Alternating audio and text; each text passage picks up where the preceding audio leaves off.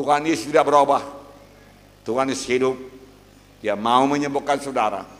Pada waktu Tuhan Yesus memperkenalkan dirinya kepada bangsa Israel, bangsa pilihannya, yang baru bebas dari perbudakan di Mesir, dia berkata, akulah Tuhan, akulah Jehovah Rafa, Tuhan yang menyembuhkan engkau. Dan selama 40 tahun mereka berjalan di padang belantara, tidak ada seorang pun yang lemah di antara mereka. Semuanya sehat, bahkan sol sepatu mereka juga tidak habis, saudaraku. Mujizat Tuhan berlaku atas mereka. Lebih daripada itu diberikan Tuhan mana dari sorga, saudaraku. Tidak berkurang, saudaraku. Di mana saja mereka berada. Saudaraku, Maliaki 3:6 berkata, aku Tuhan yang tidak berubah. Dalam perjanjian lama dia menyembuhkan penyakit. Dalam perjanjian baru apalagi. Kita melihat 75% pelayanan Tuhan selama dia di bumi ini adalah menyembuhkan penyakit. Kemana saja dia pergi dia menyembuhkan penyakit, saudaraku. Sampai sekarang Tuhan berkata, aku mau menyembuhkan engkau, Tuhan berkata. Malam ini terimalah kesembuhan saudara. Malam ini terimalah mujizat saudara. Tidak ada yang mustahil bagi saudara yang percaya. Mari semua kita berkata, tidak ada yang mustahil bagi saya yang percaya. Sekali lagi, tidak ada yang mustahil bagi saya yang percaya. Saya percaya Tuhan. Malam ini engkau mau menyembuhkan saya. Ya, saya ambil contoh dari Yohanes pasal 4:46 sampai 53. Maka Yesus kembali lagi ke Kana di Galilea, di mana dia membuat air menjadi anggur. Dan di Kapernaum ada seorang pegawai istana, anaknya sedang sakit.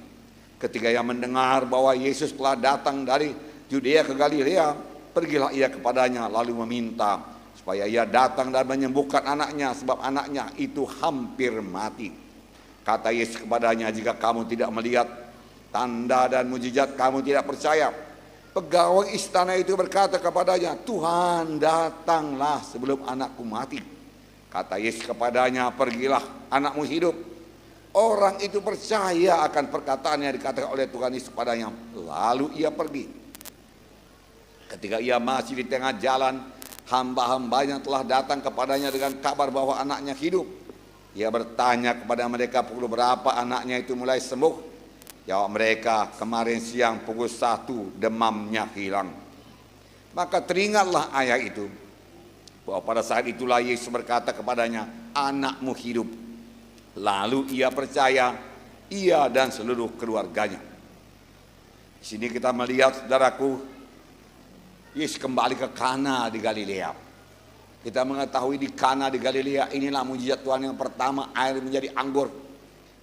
Di Kapernaum yang jaraknya 40 km dari Kana, jauh itu. Pada waktu itu jauh, pada waktu sekarang boleh jadi tidak jauh, bisa ditempuh dengan mobil setengah jam, apalagi jalannya mulus, jalan beton. Tetapi pada waktu itu, saudaraku, hanya kuda yang ada dan kereta.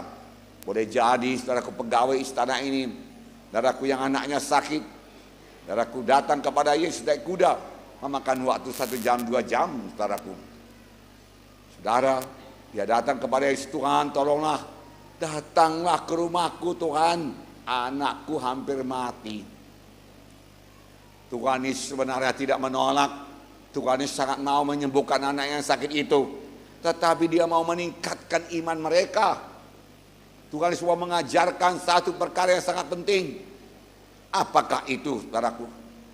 Saudaraku yang kasih dalam nama Tuhan Yesus berkata, kalau kamu tidak melihat mujizat, kamu tidak percaya. Dan dia berkata kepada pegawai istana itu, pergilah, anakmu sembuh.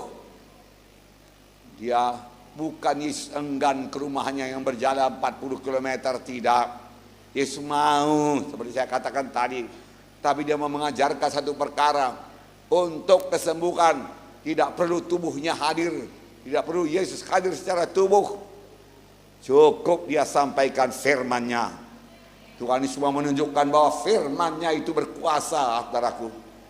Oleh sebab itu dia berkata, pergilah, anakmu sembuh. Orang itu percaya. Walau dia belum melihat tanda-tanda anaknya sembuh. Walau dia belum menerima berita anaknya sembuh, karena jaraknya 40 km, saudaraku. Pada waktu itu tidak ada telepon genggam tentunya, saudaraku, telepon biasa pun tidak ada. Tapi dia percaya, dia gembira, dia sukacita, dan dia pulang. Di tengah jalan hamba-hambanya datang dan berkata, anakmu sudah sembuh. Kapan sembuhnya? Dia katakan, kemarin siang kira-kira pukul 1. Lalu dia ingat itulah waktunya Tuhan Yesus mengucapkan, pergilah anakmu sembuh. Lalu dia percaya kepada Tuhan Yesus, saudaraku, percaya kepada firman Tuhan, saudaraku. Saudaraku yang kasih dalam nama Yesus, apakah pelajaran kepada kita, saudaraku? Saudaraku yang kasih dalam nama Yesus, untuk menerima kesembuhan, Yesus tidak perlu hadir secara tubuh. Firman-Nya berkuasa. Apa yang diucapkan Tuhan Yesus sama dengan kehadiran Tuhan Yesus sendiri. Dan apa yang diucapkan oleh Tuhan Yesus sudah begitu banyak dituliskan dalam Alkitab. Apakah kita bisa percaya apa kata firman Tuhan sama sebagaimana pegawai istana ini, saudaraku, percaya akan kesembuhan daripada Tuhan, kuasa firman Tuhan. Tidak perlu Yesus hadir, saudaraku. Dia hanya berkata, ulanglah, jadilah kepadamu sama sebagaimana engkau percaya. Sekarang ini pun, saudaraku yang kasih dalam nama Yesus, mari percayai apa yang dikatakan firman Tuhan. Tidak perlu Tuhan hadir, apalagi memang Tuhan sudah di sorga. Dia tidak bisa hadir secara tubuh, tapi firman-Nya di sini. Apa yang diucapkan Tuhan Yesus tidak pernah lenyap dari muka bumi ini. Sekali diucapkannya tetap berlaku. Biarlah kita mengerti ucapan firman Tuhan sangat berkuasa. Bukankah dunia ini diciptakan, saudaraku, dengan perkataan Tuhan Yesus? Dia hanya berkata, jadilah terang, jadi terang. Jadilah cakrawala, jadilah langit, jadi semua. Jadilah matahari, bulan dan bintang, jadi. Jadilah laut, jadi. Jadilah ikan-ikan di laut, jadi. Dia tidak perlu membentuknya, saudaraku. Dan dia tidak perlu bahan-bahan untuk itu. Firman Tuhan punya kuasa untuk menciptakan. Apa yang tidak ada menjadi ada. Tidak ada kesembuhan menjadi ada kesembuhan. Tidak ada kampunan dosa menjadi ada kampunan dosa. Malam ini sediakan Tuhan bagi saudara. Saudara, firman Tuhan lebih berkuasa daripada panca indera kita. Saudara sakit, boleh jadi saudaraku semua panca indera. Saudara, ada berapa panca indera? 5 panca indera. Mengatakan saudara itu sakit. Dan tubuh saudara, kita katakan kepala saudara pening, sakit, oyong. Ah, aku sudah sakit. Boleh jadi aku darah tinggi ini, boleh jadi demam dan lain sebagainya. Lalu saudaraku, mata saudara mulai berkunang-kunang, panca indera penglihatan mulai berkunang-kunang. Ah, betul lah aku sakit, panca indera berkata. Telinga mulai mendenging, lalu telinga berkata, betul lah aku sakit. Oh, pencet sap ini udah pahit rasanya, betul lah aku sakit. Kulit ini sudah meriang-riang rasanya, oh betul lah aku sakit. Dan semua panca indera lain mengatakan sakit, sakit, sakit. Ada satu yang mengatakan saudara sembuh. Firman Tuhan berkata, oleh bilur Yesus engkau sudah sembuh. Aku mau menyembuhkan engkau. Saudaraku, tanda kita beriman, kita lebih percaya kepada firman Tuhan daripada perasaan kita, daripada penglihatan kita. Itulah dia iman. Itulah iman, saudaraku. Walaupun perasaan, saudaraku, tidak mendukung saudaraku untuk kesembuhan, tapi iman berkata, oleh bilur-bilurku engkau sudah sembuh, berarti sudah sembuh. Amin. Tuhan meminta kita percaya dulu dan bertindak menurut firman Tuhan. Maka kesembuhan akan menyusul. Selalu begitu menerima kesembuhan dalam Alkitab. Kenapa kita kurang mengalami mujizat Tuhan? Karena kita mau melihatnya dulu, kita merasakannya dulu, barulah kita percaya, oh betullah Tuhan menyembuhkan. Tapi Tuhan lebih suka, saudaraku, Kita bertindak saja, kita percaya kepada firman-Nya dan bertindak seturut dengan firman-Nya. Amin, saudara. Saudaraku yang kasih dalam nama Yesus, kepada seorang lumpuh, Yesus berkata, bangunlah, angkat tempat tidurmu, pulanglah ke rumahmu. Lalu orang itu bangun dan pulang. Orang lumpuh ini punya iman. Dia tidak berkata, Tuhan, engkau kan melihat aku lumpuh, enggak bisa aku mengangkat tilam, berjalan pun tidak bisa, berdiri pun tidak bisa. Sembuhkanlah aku dulu Tuhan, baru bisa aku berdiri, kuangkat tilamku. Dia tidak berkata demikian, dia cukup percaya kepada apa yang diucapkan oleh Tuhan Yesus. Tuhan Yesus berkata bangun, dia bangun, saudaraku. Dia mengangkat tilamnya, dia pulang. Pada waktu dia bangun itu satu tindakan iman, dan pada waktu itulah kuasa Tuhan, saudaraku, meluncur kepadanya, menyambar dia, saudaraku, hingga dia sembuh.